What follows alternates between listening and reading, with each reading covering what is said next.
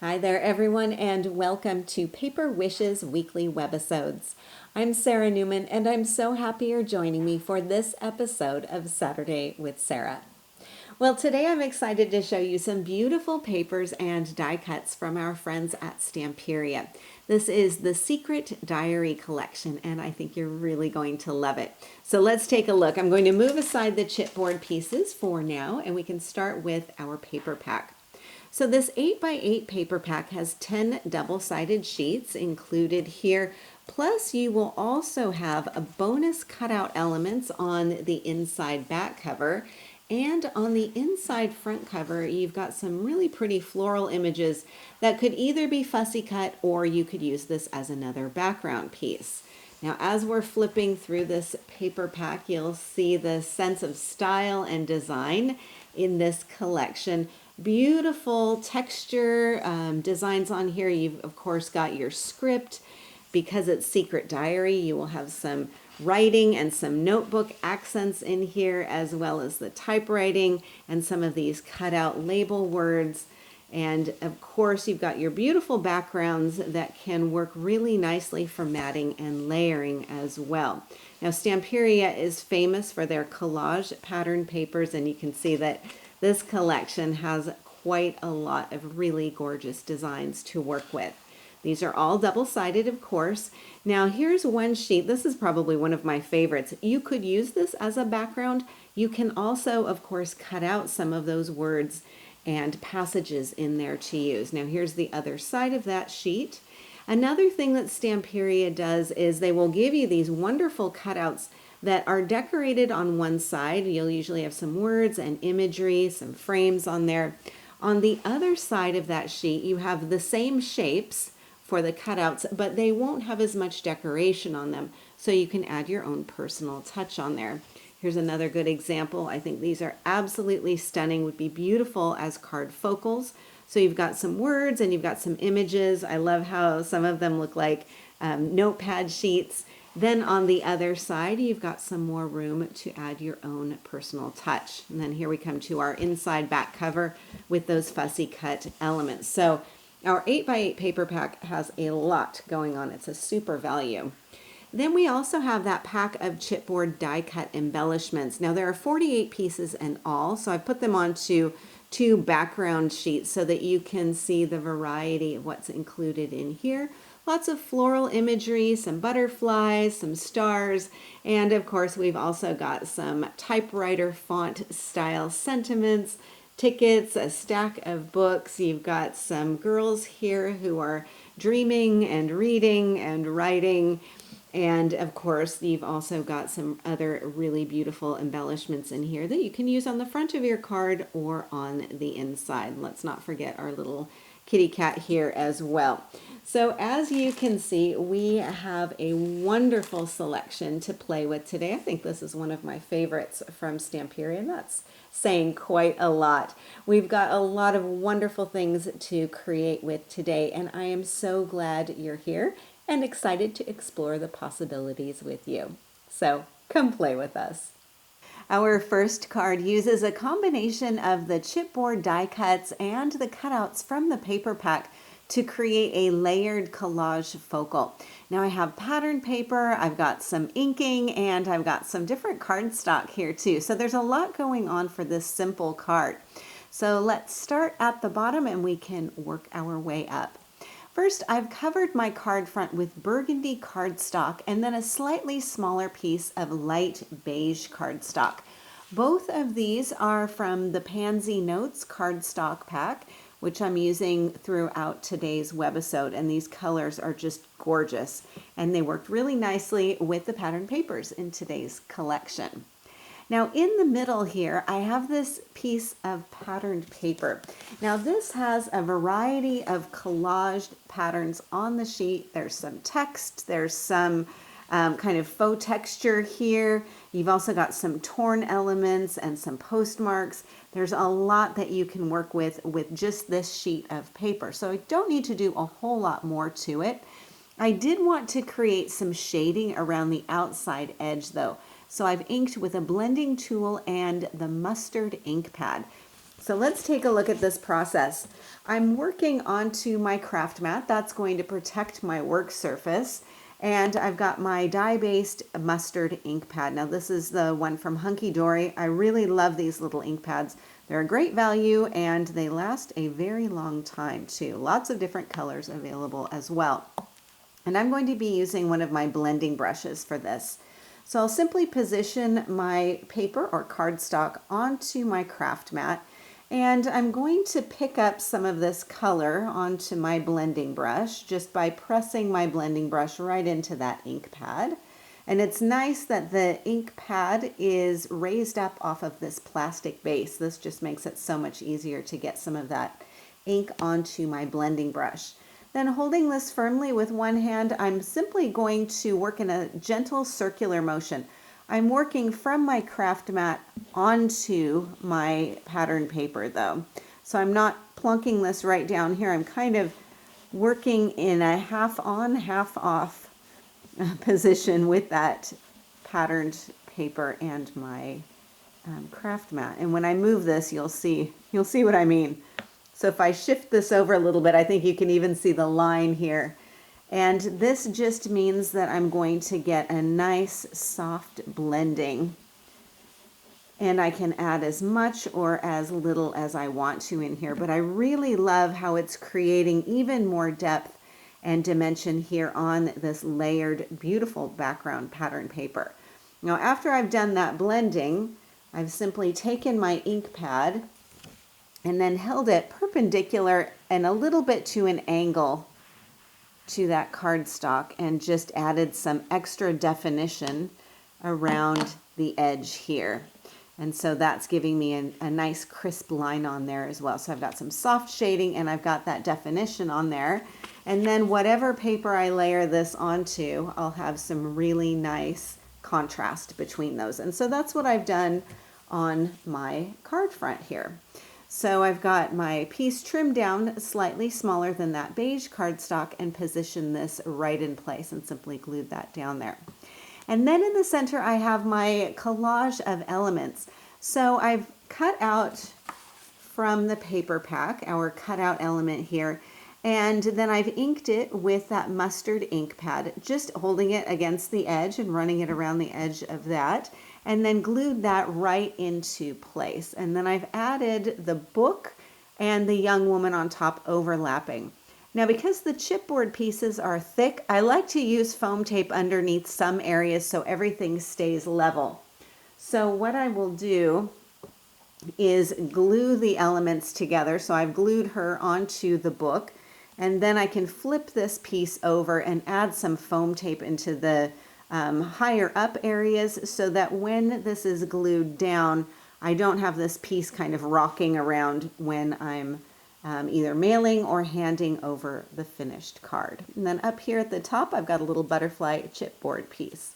So it's a really easy way to create a nice collage focal, add in some inking, and of course some nice contrast with those two cardstock colors. Then for my card inside, I have some more of that beige cardstock. This is a really beautiful color and works really nicely with this collection. I have a strip of patterned paper edged with the burgundy cardstock and also inked along the long edges here. And then I've simply placed a chipboard piece and a fussy cut element here to finish off the inside. A window style card is a really fun way to combine the chipboard pieces and the cutouts and incorporate the patterned paper too. It's also really easy to do if you have a cutting die like the one from Hot Off the Press, the windows and frame set, and this is what I've used to create that card design. So here you have 5 cutting dies. You've got your front piece, which is measuring 5 by 6.5 inches. And then you also have 4 frame dies, so the rectangle, the square, and the oval. You have a card project idea here on the front of the package. You get a second look at that here on the back of the package, as well as written instructions and then your diagram up here. You've also got some project ideas for other styles of card as well. So everything is included in here, and when you get ready to use this, all you'll do, first of all, take your blank white card, 5 by 6.5 inches in this case, And if you want to have the front covered with a pattern paper or cardstock, you would do this now and then take the large die and position it right up along the fold of your card. And then open this up and run it through your die cutting machine. When you do that, you will have, ta-da, a piece that looks like this. So the important thing to remember is you're going to want to open up that card blank before you run this through your die cutting machine, and then you're ready to go. Now from here, what you can do is either opt to add the frames or not.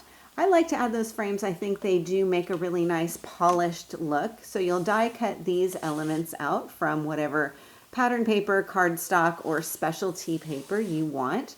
And then what you can do is simply take your adhesive, position this over the window, and glue it in place. Now my trick here, before I glue this really firmly in place, is to have a look at this from the inside, because you will want to make sure that you've got this kind of evenly positioned in here. So a glue stick or some of the Cosmic Shimmer acrylic glue, that's going to be really nice in case you need to kind of scooch things over a little bit to make sure that you've got that frame glued evenly, so it's even on the outside and even on the inside of the card when you open that up. So let's take another look at the card project here. So I first covered my card blank with my pattern paper, and this is the sheet that I used. I think this is really beautiful. So I've covered that, and then I added the green frames. Of course, that's from the Pansy Notes cardstock collection. So die cut those separately and added them on top. And then I've simply added chipboard flowers and the butterfly, as well as some of the cutout elements and also this card message. Now this is from the sheet with all of the words and phrases on it. So I've just cut that out with scissors and added it across the window. Then on the card inside, I have my cat chipboard, and I've got some more of that text. And I also have this little butterfly cut out, and both of those will show through the windows when the card is closed. So this is also a lot of fun to play with the positioning of some of those elements and incorporate them into the scene on the front of your card. For this card, I have a torn fold over technique that creates a kind of pocket for ephemera pieces to tuck into. So let's have a look at this process. I'm working onto my craft mat once again because I'm going to create a torn edge over on this side of my piece of pattern paper. And to do that, I'm going to take a water brush, or you can take a paintbrush, and some water on here. And I'm going to flip this over, and I'm going to run this watery brush just along the edge to make this a little bit easier to tear. So I'm just tearing along in a straight line, straight-ish line, along the edge of my pattern paper. Come to the end, and then I'm going to flip this over, and I'm going to fold this over so that I can position this about in the center of my card front. So if you can see, I've got one straight edge over here, and then I've got this edge over on the other side. And I'm going to fold this over like so. Increase it. You might want to use a bone folder on that other side. And then I'm going to roll this torn edge so that I've got some dimension here. Just kind of roll that up like so. And then glue this entire piece to the front of my card. And then I'll also put a little bit of adhesive here, but I'm not going to glue the entire thing straight down because I want to make sure that I'm still able to tuck in some little embellishments here like this chipboard ticket. So let me show you again here on the front of my card. You can see I've got this positioned right in the center and trimmed top and bottom evenly there. And then I've placed the cutout, the chipboard ticket, and the smaller cutout ticket along the left-hand side. And they're all tucked underneath this torn edge here. And then I've got this stack of suitcases, which is a chipboard piece, and the Go Fly travel chipboard element overlapping on the right-hand side. And then for my card inside, there's some more pattern paper. I've got a cutout and then the floral chipboard corner element here as well. And this is a really fun way, once again, to combine those different ephemera pieces and the chipboard pieces to create a collage with some texture and dimension on the front, quickly and easily. Our final card project has some inking and splattering added to this beautiful background paper. So let's have a look at this process and then we can talk about our simple chipboard collage focal. Once again, working onto my craft mat, I'm going to bring in this beautiful pattern paper here. Now you can see that the colors between the original pattern paper and my card front have changed a little bit, and that's because I've added some inking and splattering with the Stormy Night ink pad. Now this is a beautiful dark blue and it really adds a nice dark hue to our background paper here. Gives you a different look. So what I'll do, same process as we've seen before with our other card. I'm going to take my blending tool, I'm going to take my ink pad and simply blend once again from my craft mat into the patterned paper design. Now I had quite a heavy hand when starting this, so you can really see that beautiful rich dark color there. And you can blend out just as much as you want to into the design on this patterned paper and really create some extra depth and color on here. Now once I've added my inking around the outside edges, what I decided to do then is go ahead and add some splattering here. Now I've got a little bit of ink still on my craft mat. I'm going to add some more here just by pressing that ink pad onto my craft mat. This is going to serve as my palette as well as protecting my work surface. I'll come back in with my water brush, the same one I used before, and this is wet, so I'm just going to mix up my beautiful blue ink here. So I've got a nice watery wash with my brush loaded up with that color. I'm going to hold this right above my pattern paper and then just tap to add some splattering on here. And again, as much or as little as you want. The more water you add to your ink, of course, the more diluted the color will be. So you can play around with that. And then when this is done, go ahead and let that dry, and then you're ready to add on any other elements that you want to do. So, okay, I'm going to mop this color up here quickly, and then set aside my beautiful altered pattern paper to one side so that this can dry, and we can take a closer look at the rest of the card here. Now you can see I've also done some edging along the outside edge of my card too, simply by holding that ink pad right along the edge there and going around all four sides. And then I've added my chipboard elements on here. So I have the moon and I have this stack of books, and then I have the young woman sitting on top. And I glued the pieces together as one element, flipped it over, and then added the foam tape to make it level, and then glued the whole thing to the card front and added the dreams chipboard and the sentiment, the world is yours to explore. This is from that sheet of all of those different sentiments. Now I want to point out one thing with the stack of books here and your young lady. What you can kind of do is position where you'd like her to sit on here. I had her kind of perched up like this, but you can really play with the angle that you want her to go.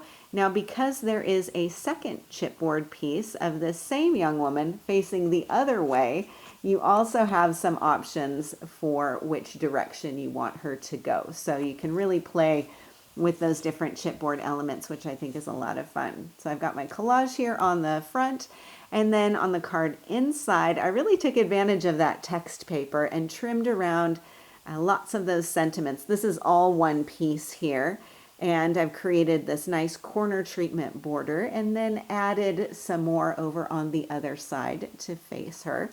I've got my second chipboard lady here. She's sitting on the end of one of those sentiments, and then a little butterfly cut out to finish this off. And this is our final card project of the day today. So a very big thank you to our friends at Stamperia for this gorgeous collection. I really had a lot of fun playing with this. And a special thanks to you for joining me today. We're really glad you're here and we're happy you're a part of our Paper Wishes family. Do feel free to leave a comment. We do love to hear what you think.